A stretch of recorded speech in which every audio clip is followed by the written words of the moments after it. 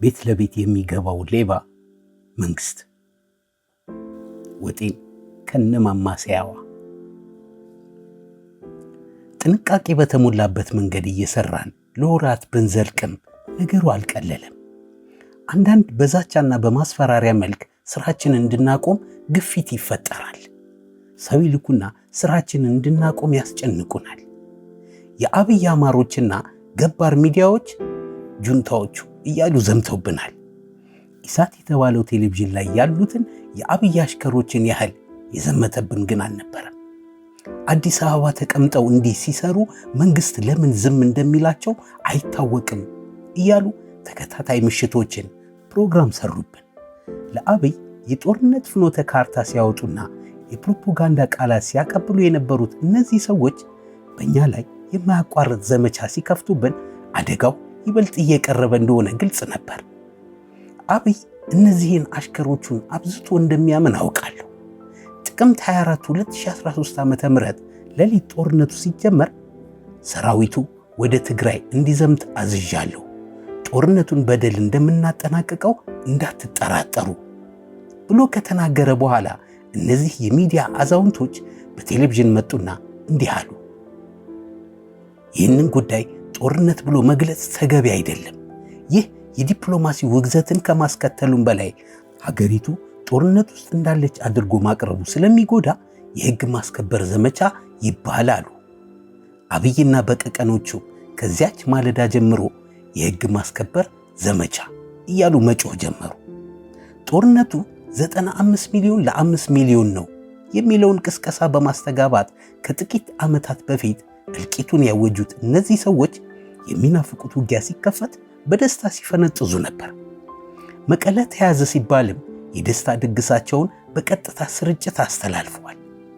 የሚደግፉትና የሚደጉማቸው መንግስት ከትግራይ ተሸንፎ ሲወጣ ደግሞ በሌላ የኢትዮጵያ አካባቢ የሚገኙ የትግራይ ተወላጆች ተለቅመው ወደ ኮንሰንትሬሽን ካምፕ ማጎሪያ እንዲገቡ ጥሪ ያደረጉት እነሱ ናቸው። መንግስትም ያሉትን ሰምቶ አድርጓል።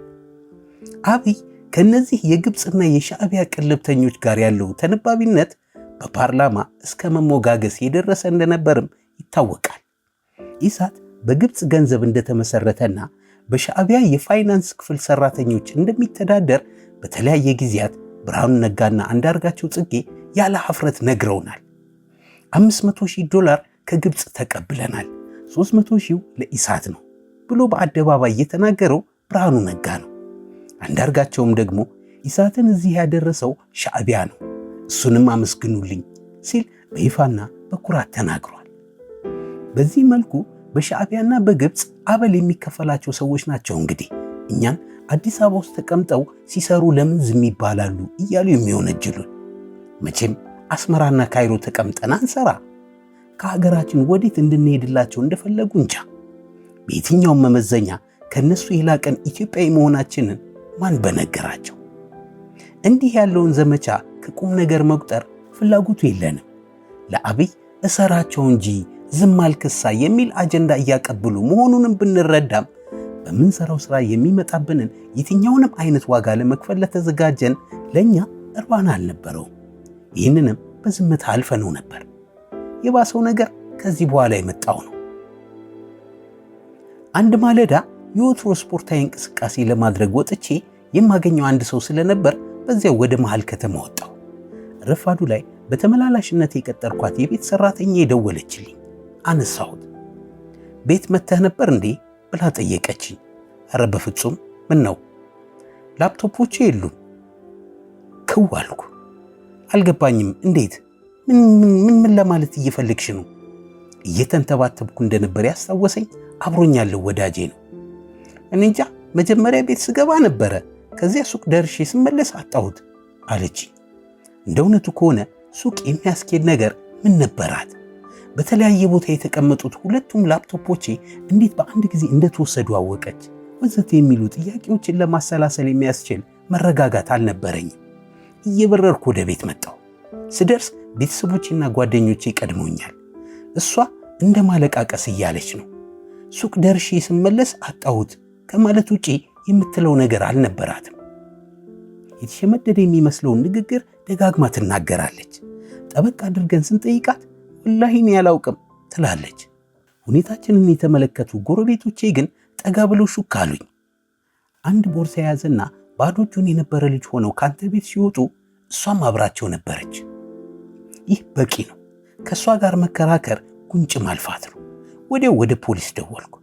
የሰፈራችን ፖሊስ ጣቢያ አዛዥ አውቀዋለሁ። የተፈጸመውን ነገር ከነገርኩት በኋላ አሁኑን ይዛሃትና አንደኛ ተጠርጣሪ እሷ ነች አለኝ። ምስክሮቼን ይዣቸው እንድቀርብም አሳሰበኝ። እንዳለኝ ለማድረግ ከቤተሰቦቼ ጋር አንደኛ ተጠርጣሪ ነች የተባለችውን ግለሰብና ጎረቤቶቼን ይዤ ሄድን። ለፖሊሶቹ ቃል ከሰጠሁና ዝርዝሩን ካስረዳው በኋላ እኔ ወጥቼ እሷ ወደ ቢሮ ገባች። ከአፍታ ቆይታ በኋላ የፖሊሱ አዛዥ መጣ። ምስክሮቹን ይዞ ሊገባ መስሎኝ ነበር። ከቤተሰቦቼ መሃል ገንጠል አድርጎ ይዞኝ ወደ ጥግ ሄደ። እንዲህም አለኝ፣ ይሄ ነገር ይቅርብ፣ ካንተ አቅም በላይ ከሆነ አካል እጅ ላይ ገብቷል። ይቅርታ፣ ልናግዝህ አንችልም። አልገባኝም። የእናንተ ሰዎች ናቸው የወሰዱት? ግድ የለህም፣ የነገርኩ ይበቃሃል። ዕቃ ካንተ አቅም በላይ ከሆነ አካል እጅ ገብቷል። ደገመልኝ። የምጮህበት አጣሁ። የምከስበት ቦታ ጠፋኝ። በርካታ ሰነዶቼ ከነዚህ ላፕቶፖች ውስጥ ናቸው። የማስተርስ መመረቂያ ጥናቴንም እየጻፍኩ የነበረው በእነዚህ ኮምፒውተሮች ላይ ነው። ብዬ ነደድኩ። መንግስት ቤት ለቤት የሚገባ ሌባ መሆኑን ሳስብ ከወራት በፊት በሶስተኛ ፖሊስ ጣቢያ እስር ቤት ውስጥ እያለሁ ያገኘኋቸውን ሌቦች ለማስታወስ ቀልብ አልነበረኝም። ሰተቴ የሚባለውን የሌብነት አይነት የነገሩኝ እነዚህ ወጣቶች መንግስትም በሰተቴ ላይ ገብቶ ስራቸውን እየተሻማ መሆኑን ብነግራቸው ምን ይሉኝ ይሆን? ከዚህ በኋላ ከሰራተኛዬ ጋር ለመደራደር ሞከርኩ። ብዙ ለመንኳት። ቢያንስ የየትኛው መስሪያ ቤት ሰዎች እንደወሰዱት እንድትነግረኝ ተማጸንኳት። ትርጉም አልነበረው። የወሰደብኝ የደህንነት መስሪያ ቤት መሆኑን ለማወቅ ወራት ፈጀብኝ። አጋጣሚውን በጥቂት ልግለጸው። በጥር 2013 ዓ.ም በአንዱ ቀን ለአንድ የግል ጉዳይ በቦሌ አውሮፕላን ማረፊያ ወደ አንድ የሀገሪቱ ክፍል ለመብረር ተገኘው። ኮፍያ አድርጌያለሁ። የኮሮና መከላከያ ጭንብልም አጥልቄያለሁ። ፊቴን አይቶ የሚለየኝ ሰው እንዳይኖር ማድረጌ ነበር። አንደኛውን ፍተሻ ያለምንም ችግር አለፍኩ። ሁለተኛው ጋር ስደርስ አንዱ የደህንነት ሰው ያደረግኩትን ማስክና ኮፍያ እንዳነሳ አዘዘኝ። ያለኝን አደረግኩ። እንዴ አንተ ልጅ ደህና ነህ ሆይ አለና አንዳንድ የአድናቆት ቃላትን ጣል ካደረገልኝ በኋላ የሚያሳልፈው አይመስለኝም፣ ምን ማድረግ እንዳለብህ አላውቅም አለና አሳለፈኝ። ከመንገደኞች ወረፋ መጠበቂያ ወጥተን ወደ አውሮፕላኑ ተጓዝን። ቦርሳዬን እየጎተትኩ ሰልፌን ይዤ ተጠጋሁ። አንድ በቢጫና ጥቁር ቀለም የተጻፈ ሴኪዩሪቲ የሚል ልብስ የለበሰ ወጣት አጠገቤ መጥቶ የተጓዦችን መታወቂያ እየጠየቀ ያስገባል። ተራው የኔ ሆነ። አነበበና ያየ ሰው እንድትሄድ ተፈቅዶልሃል እንዴ አለኝ። ተከልክዬ ነበር እንዴ? ጥያቄውን በጥያቄ መለስኩለት። ቆይ ማጣራት አለብኝ አለና እኔም እንዳልገባ አውሮፕላኑም እንዳይነሳ አዞ በርቀት ከቆመች አንዲት ታርጋ የለሽ ሰማያዊ ቪትስ ውስጥ ገባ። ከቆይታ በኋላ ተመለሰና መጣ። መሄድ እንደማልችልና ጉዞዬን ትቼ እሱን እንድከተለው አዘዘኝ። በዚያችው ቪትስ መኪና ወደ ኢሊሊ ሆቴል አካባቢ ወሰዱኝ። በአንድ ኃላፊ ቢሮ አስገብተውም ብዙ ጥያቄዎችን ይጠይቁኝ ጀመር። ሁሉም ጥያቄዎቻቸው በላፕቶፖቼ ላይ ካሰፈርኳቸው የተለያዩ መረጃዎችና ዕለታዊ ማስታወሻዎች ላይ የተወሰዱ ነበሩ። ከዚያም እናቴ እንዲህ ያለው ሁኔታ ሲያጋጥማት የምትተርተውን አባባል አስታወስኩ።